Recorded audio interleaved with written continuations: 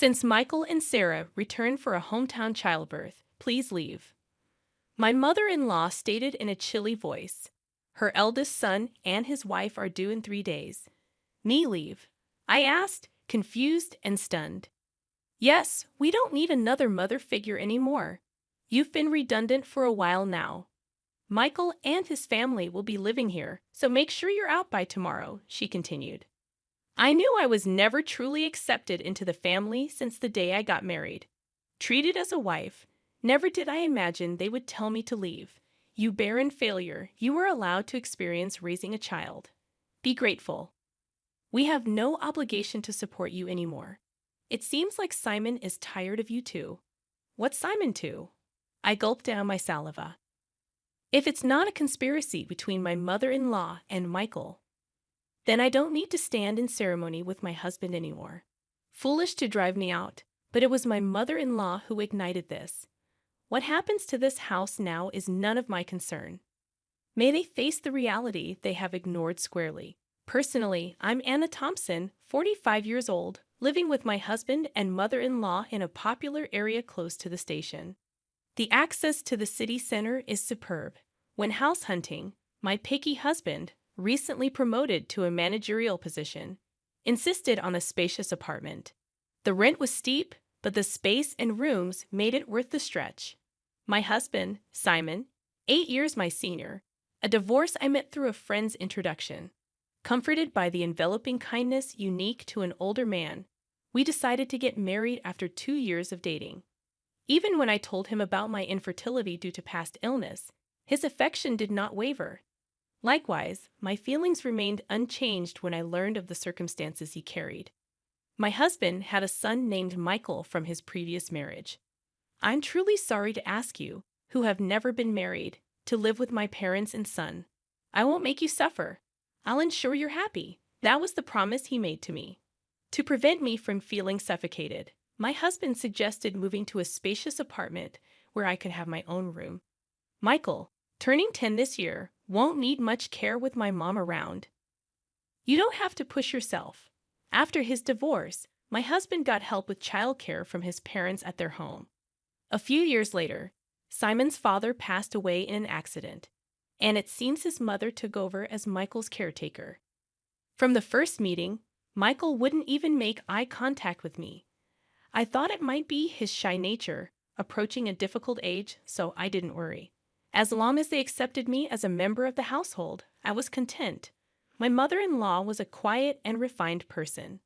When I visited to formally introduce myself after our engagement, she treated me with such politeness that I thought we would get along fine living together.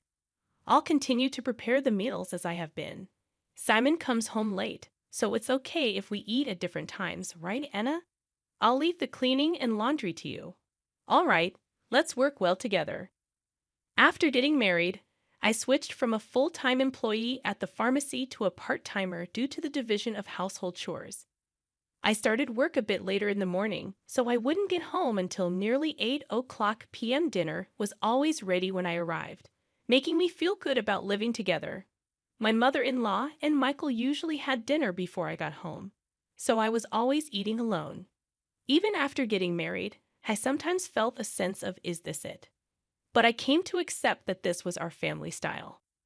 From the beginning, my mother-in-law never really liked me and didn't consider me part of the family at all.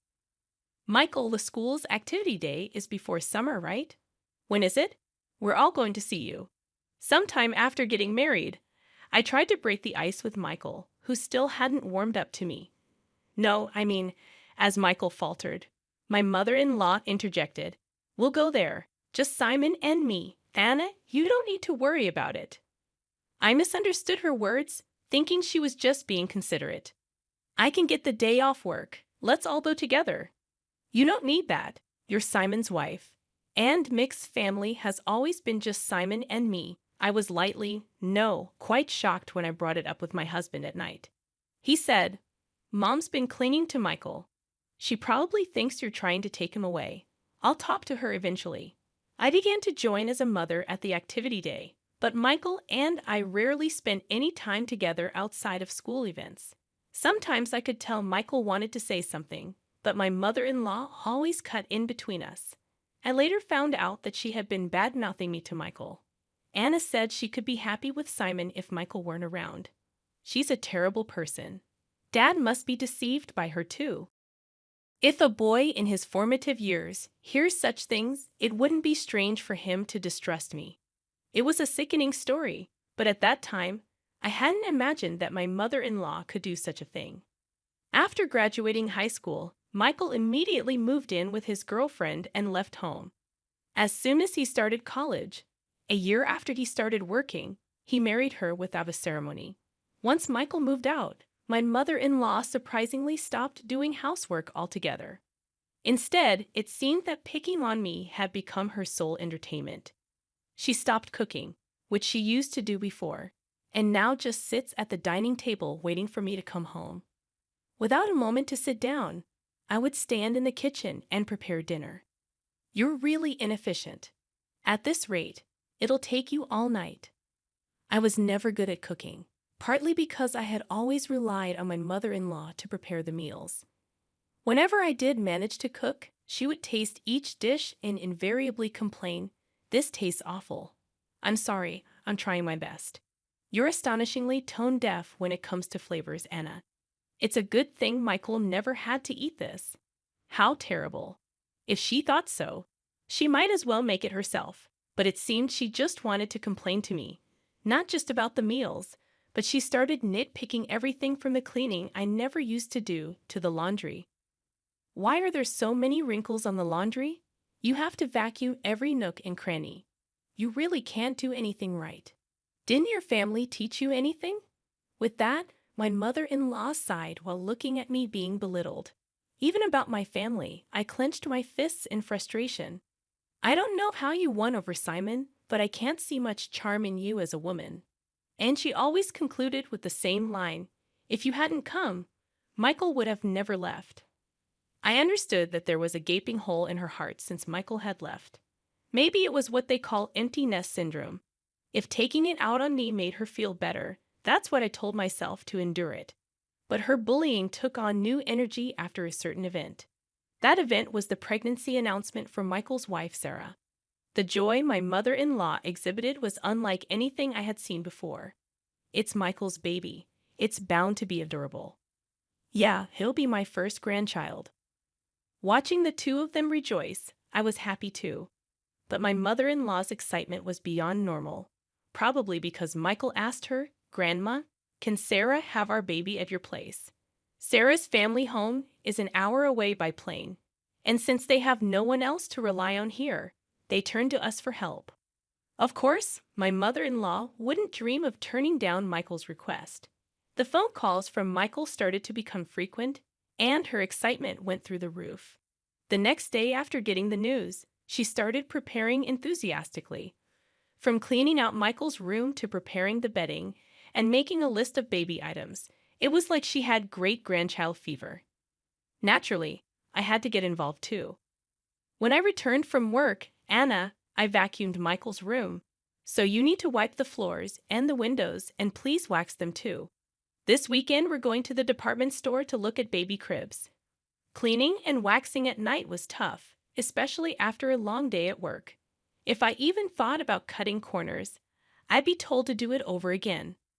Moreover, my mother-in-law started asking for money, and before I knew it, the house was overflowing with baby stuff. "Anna, I need you to withdraw some money tomorrow. There are things I want to get ready for the baby again. Isn't it wasteful to prepare so much when Sarah and Michael haven't even arrived? Shouldn't we wait and choose together with them?" I had wanted to meet my mother-in-law's requests, but I was troubled by the relentless spending. How can you be so cold? It's Simon's grandchild. Oh, that's right. You're not related to Michael by blood. You don't care, do you? That's not true. Please don't say that. I just thought Sarah might want to pick things out herself. Wouldn't you want to choose things for your own child? Perhaps because I was making a valid point, my mother-in-law glared at me sharply. I immediately thought I had gone too far, but it was too late. Without a word, my mother-in-law went back to her room looking upset. I did reflect on it, but I was also shocked to be spoken about in such a way, regarding Michael. The next morning, my mother-in-law didn't come out of her room, perhaps still angry. Simon had a 3-day business trip starting that day, so he just called out, "I'm leaving," through her door. Please don't throw cold water on Mom's great-grandchild fever. She hasn't been the same since Michael left. You were worried too, right? I was. But if we spend all our money like this, we'll have nothing left when Michael and Sarah arrive, right? Simon's face immediately turned sour. Are you saying my earnings are too low? That's not what I'm saying at all, Simon just said, "Fine," and left with a look of dissatisfaction. Discussions about money always end up like this. Since I'm the one managing our finances, I can't help but think ahead. Of course, there's a reason for that. We've been married for 13 years. Simon has provided me with a very comfortable life. Your part-time income is for you to enjoy. Simon had always told me so. I saved everything beyond what I needed for myself. Even though it's in my name, I consider it our shared property. But then Simon's company's performance declined, and over the last 5 years, his salary has dropped to 2/3 of what it was when we first got married. While there's uncertainty whether his company will last until his retirement, he doesn't seem to consider changing jobs. For appearances in front of my mother-in-law, my husband couldn't give up his title as a department head. Now I'm the one paying the rent, and he covers the living expenses. We've kept this from my mother-in-law to save my husband's face. That day, I left work a bit early to apologize to my mother-in-law. When I got home, she was already sitting at the dining table waiting for me. "I'm sorry about yesterday. I may have gone too far," I admitted, but my mother-in-law remained silent. Instead, she blindsided me with unexpected news. Michael and Sarah are returning for a hometown childbirth. Please vacate, my mother-in-law declared in a chilly tone. The eldest son and his wife were set to arrive in 3 days. Perplexed and stunned, I asked, "I have to leave." She affirmed, "Yes, we don't need another mother figure anymore. You've been redundant for a while. Michael and his family will be living here. Make sure you're out by tomorrow." The realization hit me hard. I had never truly been accepted into the family since the day I got married. I had always been treated as an outsider. The news of Michael's return for the birth made it clear. "You barren failure," my mother-in-law continued. "You are allowed to experience raising a child. Be grateful. We have no obligation to support you anymore. It seems like Simon is tired of you too. Maybe he's getting along well with a new girlfriend by now." Shocked, I gulped down my saliva, contemplating the possibility of my relationship with my husband growing distant. Could this be a trap I fell into, thinking my husband would never? I remembered that, up until a year ago, he never had overnight business trips. "All right, I'll eat out tonight," I said, grabbing my bag and leaving the house to walk aimlessly. I needed to calm my severely shaken heart. Worried about my husband, I tried calling his cell phone despite my mother-in-law's words. I still wanted to talk to him, but he didn't answer, no matter how many times I rang. I dialed his office, only to learn that he had taken a couple of days off. My mother-in-law's words began to ring more true. Could he really be on a trip with another woman? Dark thoughts crowded my mind, and I found myself overwhelmed with emotion, tears streaming down my face. Staggering along, I noticed the tavern behind the station, a place we used to frequent when we first moved here. "It's still here," I thought as I entered. "Welcome." The tavern owner's expression clouded briefly upon seeing me. Then he nodded in recognition. "Hey, long time no see. It's been about 8 years. I used to come here a lot with my husband," I said. "Yes, it's been a while." "I remember you," he replied. I couldn't help but smile, feeling a sense of relief. "Can I get a beer and a mixed plate of grilled chicken, please?" I asked. The owner, a man of few words as always, nodded. As I sipped the cold beer and savored the grilled chicken, I took out my cell phone, and the screensaver lit up with a photo of us when Michael turned 18. Looking sharp in the slim suit we had picked out together, I wished for us to be closer as a family. The beer washed down my throat, taking the day's fatigue with it. Could I really move out tomorrow? Contemplating the next steps, I searched for moving companies, finding one for the job the next day. I also looked up junk buyers and saved 2 companies in my favorites. Changing the screensaver on my phone seemed to clear my head completely. The beer and grilled chicken tasted exceptional. I decided to think about everything once I got home. Walking away from the tavern, I was called from behind. A young waitress from the tavern was running towards me. "Excuse me, are you Mrs. Thompson? I noticed the screensaver on your phone," she said. Confirming my identity, she dropped a bombshell. My husband was having an affair with one of their employees. We exchanged contact information, and she promised to keep me informed. My mother-in-law's words appeared to be true. Instead of sadness, a fierce anger welled up within me. It was time to confront this head-on. Booking an appointment with a moving company, I resolved to move out that day. If it wasn't a conspiracy, and my mother-in-law and Michael were truly involved, then I no longer needed to honor my husband. Returning home, I packed my belongings until midnight. Without hesitation, the moving company arrived on time, and I made it clear that I was leaving. As requested, they took everything I had bought, erasing every trace of my presence. My mother-in-law panicked, but I was resolute. "I'm taking everything I bought.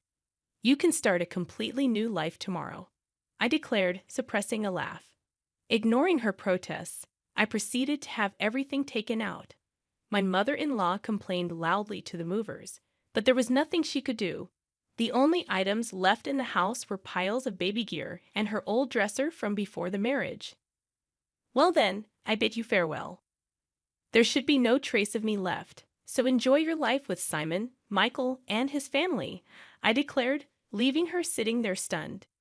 Placing the keys on the table, I exited the room.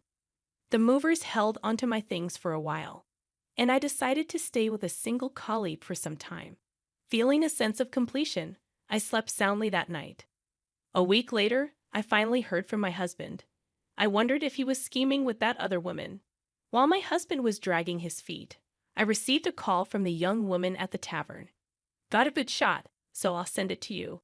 In the photo, my husband was chatting up a not-so-young woman at the tavern. Maybe out of a sense of justice, the young woman must have followed them after they closed. There was also a photo attached of the two entering a hotel. Even in such times, the cheating continues, I thought, and any last bit of affection I had for my husband dissipated. I asked for the woman's name and had her address looked up. The next day, armed with all the evidence of the affair, my husband called. "Anna, where are you? Michael and his family are here too. Aren't you going to come home soon?" "No, I'm not coming back. Your mom told me to leave. I'm done here. Michael and his family are going to live with you now, right?" I knew it. Michael and his family were out of money and looking to crash at our place. I heard that after graduating from a vocational school, they'd been hopping from job to job, and now they're working part-time.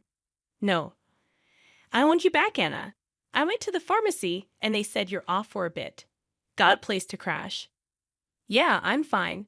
So don't worry about me. Your mom and Michael didn't like me, right? I reckon they're happy to have the place to themselves without me around." My snide comment left my husband speechless. He knew his mother and Michael never accepted me as family, but pretended not to see it. "Well, all right. I have something to say, so I'll come back there once," my husband replied with a relieved please in his voice. Days later, I returned to the house for the first time in a long while. Some new pieces of furniture and appliances were inside. When Michael and Sarah saw me, they just nodded from their seats on the sofa without getting up. As I took a seat, my mother-in-law glared at me with a scary look on her face. The atmosphere was tense, and just as I thought to get things done and leave quickly, Michael spoke up. "What are you doing here? You took everything from the house. What kind of monster does that? Dad's been supporting you, and you've had it easy." I sighed. "I took everything because I paid for it.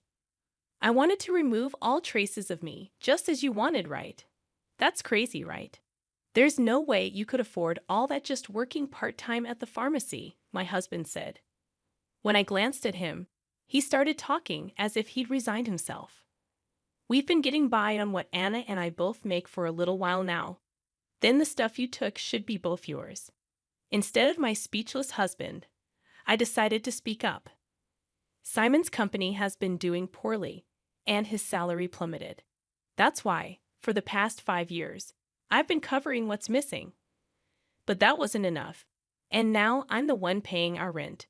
My mother-in-law looked at my husband with surprise.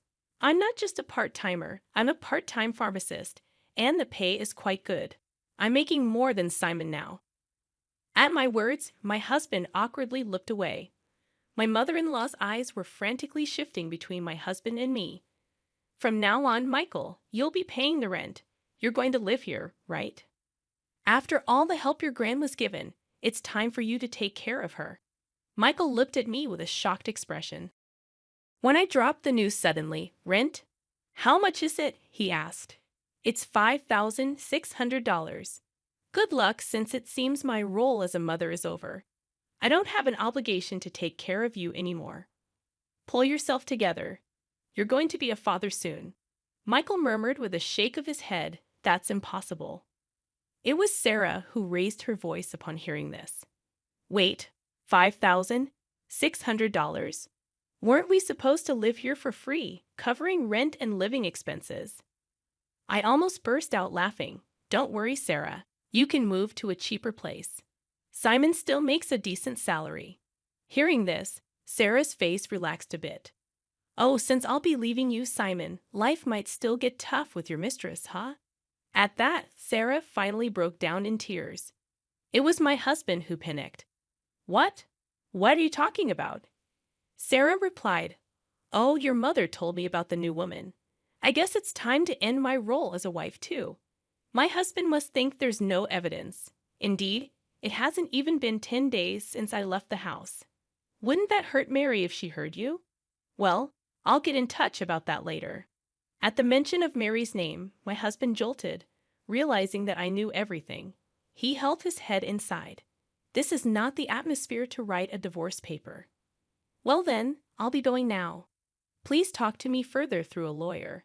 Neither my husband Simon nor Michael said anything more, staying silent as I grabbed my bag and stood up. My mother-in-law stood up simultaneously, slamming her hands on the table. She yelled with a voice too strong for an elderly woman, "What the hell? It's all your fault our home is in shambles." I was instantly irritated. "It was you who told me to leave. It was you who said Simon had another woman. And you interfered with my relationship with Michael. Everything was you." I felt a surge of heat in my chest. I regretted not being more assertive with my relationship with Michael, not holding back because of my mother-in-law. "Michael has nothing to do with this. It's time for you to step up, Simon. He's going through a hard time. You should support him as his wife, take responsibility as a family member." What is she even talking about? If she hadn't called Michael back home, if she hadn't hinted at Simon's affair, I would still happily support Simon and this home I always believed in and supported. "Simon, where are you?" "Michael, why are you still here?" It's all her fault. My mother-in-law's lips tightened into a line, and she was trembling. I slipped past the silent mother-in-law and quickly left the room. Afterward, Simon agreed to the divorce rather easily. It seems my determination was strong, and he couldn't counter the evidence of the affair. Shortly after, it seemed like they started the process of moving out of the apartment. In the end, Michael and Sarah went back to their apartment and never lived with the mother-in-law. Simon seems to be considering remarriage, but Mary was furious over the alimony and his request for her to live with his mother. I've heard they're considering whether to place my mother-in-law in a care facility. After all the love she poured into her son and grandson, it's somewhat sad to think they're ready to abandon her now. Perhaps she's served her purpose too. If my mother-in-law had said nothing back then, and it had just been a simple trip home for childbirth, maybe we would still be living together. After the divorce, Michael sent me an apology letter. He wrote about how, as a child, he really wanted to be more spoiled, how he couldn't talk to me because his grandma disliked it, and how happy he was when I attended school events. Maybe I should have reached out more. Perhaps then, We could have built a different relationship. Even though our relationship has ended, I quietly pray for Michael's happiness in life. I've returned to work as a pharmacist and quickly rented an apartment close to my workplace. I don't feel good about keeping the furniture and appliances I took with me, so I had them all picked up and disposed of by a junk removal service. Life without my mother-in-law's harassment is peaceful and comfortable. For a while, I want to live for my own happiness, not someone else's.